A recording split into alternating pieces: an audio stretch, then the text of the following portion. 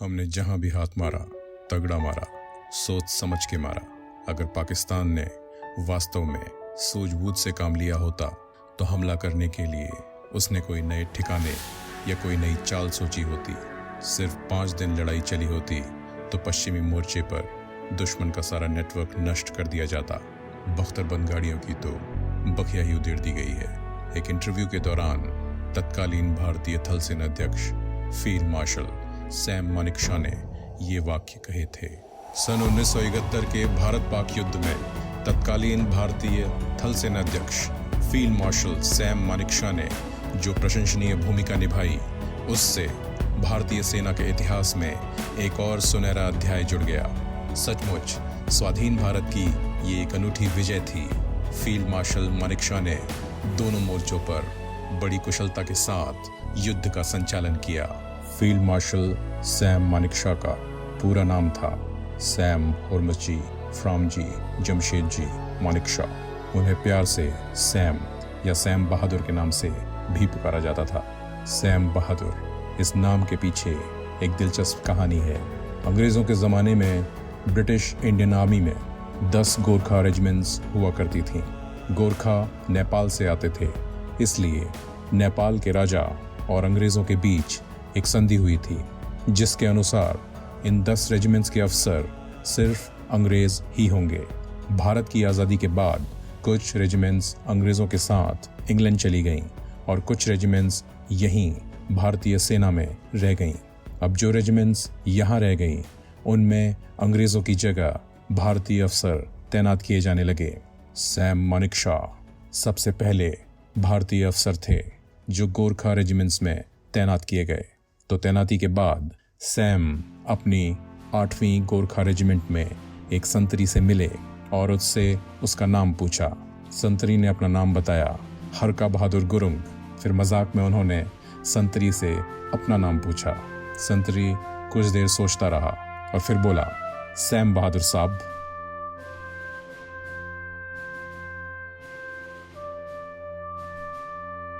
आधुनिक भारत के ये महानतम जनरल असल में गोरखा रेजिमेंट के एक प्राउड मेंबर थे और हमेशा गोरखा सैनिकों की तारीफ किया करते थे।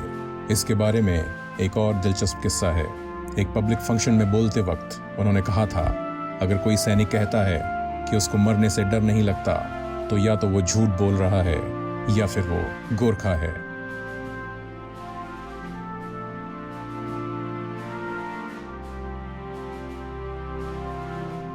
सैम का जन्म 3 अप्रैल 1914 को अमृतसर में एक पारसी परिवार में हुआ था। सैम अपने माता पिता की 5वीं संतान थे। इनके जन्म के बारे में भी एक दिलचस्प कहानी है। इनके पिता होर्मुसजी मानेकशॉ एक डॉक्टर थे और सन 1903 में, यानी कि सैम के जन्म से 11 साल पहले, वे मुंबई छोड़कर लाहौर में बसने के लिए ट्रेन से परिवार सहित रवाना हुए। तब सैम की माँ प्रेग्नेंट थी। अमृतसर पहुंचते ही उनको अर्ली पेन्स शुरू हो गए, तो उन लोगों ने स्टेशन मास्टर से मदद मांगी और अमृतसर में ही उतर गए, क्योंकि श्रीमती मानेकशॉ को सफ़र न करने की सलाह दी गई थी। फिर बच्चे के पैदा होने के बाद का कुछ समय इन लोगों को अमृतसर में ही गुजारना पड़ा, लेकिन ये परिवार अमृतसर में ही बस गया क्योंकि इनको शहर बेहद पसंद आया और डॉक्टर साहब की क्लिनिक भी वहाँ अच्छी चलने लगी। और फिर 3 अप्रैल 1914 को सैम पैदा हुए। यहाँ पर भी एक दिलचस्प किस्सा है कि सालों बाद किसी ने सैम से पूछा, अगर 1903 में उनका परिवार लाहौर में जाकर बस गया होता तो क्या होता? सैम का जवाब था, होता क्या, तब पाकिस्तान सारी लड़ाइयाँ जीत लेता।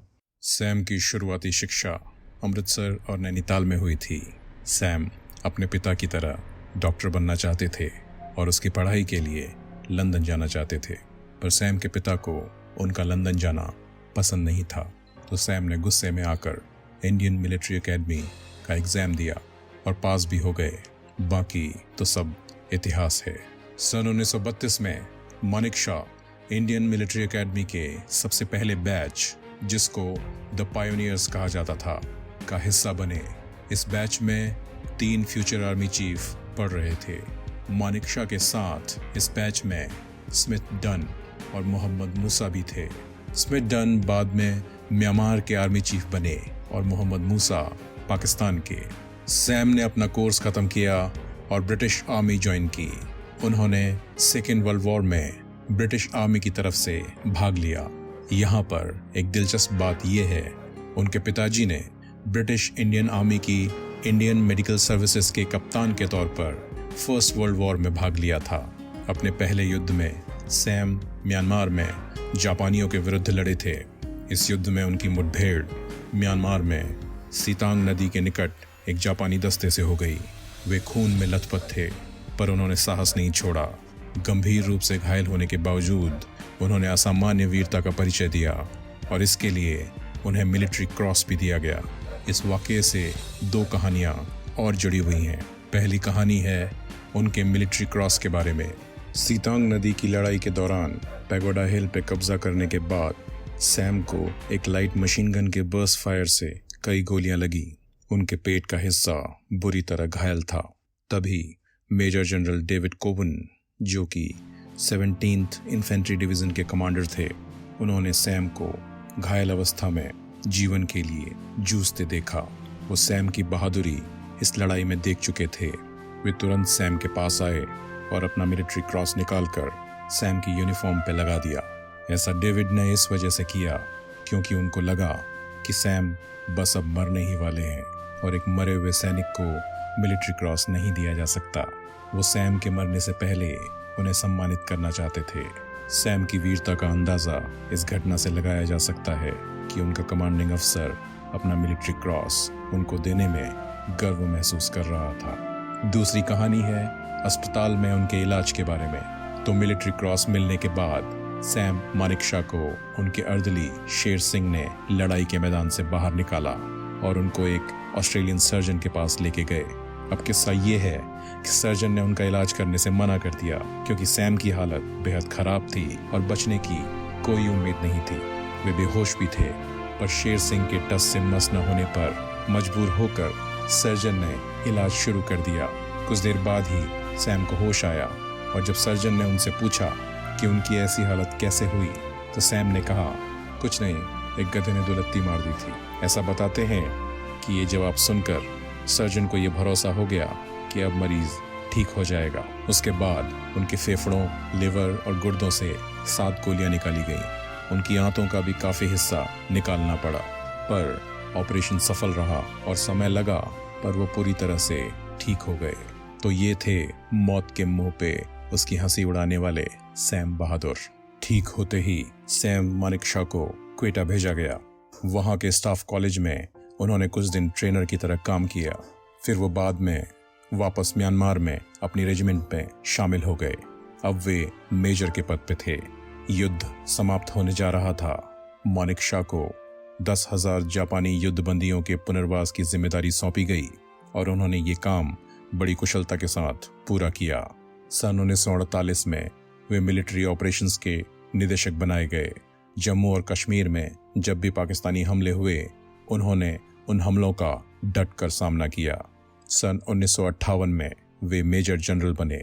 सैम बहादुर को एक लड़ाई कोर्ट में भी लड़नी पड़ी। भारतीय सेना में बढ़ते राजनीतिक हस्तक्षेप के खिलाफ बोलने पर उनके खिलाफ मुकदमा दर्ज करके कार्रवाई शुरू कर दी गई। कई लोगों का ये मानना है कि सैम के मिलिट्री करियर का ये अंत हो सकता था, पर सैम बहादुर यहाँ से भी विजयी होकर निकले। इस मुकदमे की वजह से सैम मानेकशॉ 1962 के भारत चीन युद्ध में समय पर हिस्सा नहीं ले सके और हम सभी जानते हैं कि एक काबिल नेतृत्व न होने की वजह से भारत को इस युद्ध में कितना नुकसान उठाना पड़ा। पर नवंबर 1962 में सैम वापस आए और उन्होंने भारत चीन सीमा पर स्थिति को संभाल लिया। सन 1963 में वे GOC-SC वेस्टर्न कमांडर के पद पर नियुक्त हुए। सन 1968 में उन्हें पद्म विभूषण दिया गया। 8 जून 1969 को सैम मानेकशॉ भारत के 8वें थल सेनाध्यक्ष बने। फिर आया 1971 का युद्ध, जिसे बांग्लादेश मुक्ति युद्ध भी कहा जाता है। इस युद्ध में सैम मानेकशॉ की भूमिका के बारे में हम शुरुआत में ही बात कर चुके हैं। ढाका में तो उन्होंने दुश्मन को हथियार छोड़ने के लिए मजबूर कर दिया। दुनिया के इतिहास में ये पहली बार हुआ था जबकि 90,000 से ज़्यादा शस्त्र सज्जित सैनिक आत्मसमर्पण करने को मजबूर कर दिए गए। इस महान विजय के उपलक्ष्य में जनरल मानेकशॉ को 26 जनवरी 1972 के दिन पद्म विभूषण का सम्मान प्रदान किया गया। सन 1971 के युद्ध के बारे में एक किस्सा और मशहूर है। जनरल याहिया खान, जो कि 1971 में पाकिस्तान के राष्ट्रपति थे, सैम मानेकशॉ को व्यक्तिगत रूप से जानते थे और बंटवारे से पहले उनके साथ ब्रिटिश इंडियन आर्मी में काम कर चुके थे। बंटवारे के बाद याहिया खान ने सैम मानेकशॉ की एक लाल मोटरसाइकिल खरीद ली और वादा किया कि उसकी कीमत जो 1,000 रुपये थी वो भिजवा देंगे, पर खान ने वो पैसे कभी नहीं भिजवाए। तो भारत की 1971 युद्ध विजय के बाद सैम बहादुर ने कहा, याहिया खान ने मेरे 1,000 रुपये कभी नहीं दिए, पर आज अपना आधा देश देकर कीमत चुकाई। भारतीय सेना के साधारण सिपाही से भी आप बड़े प्यार से मिलते थे।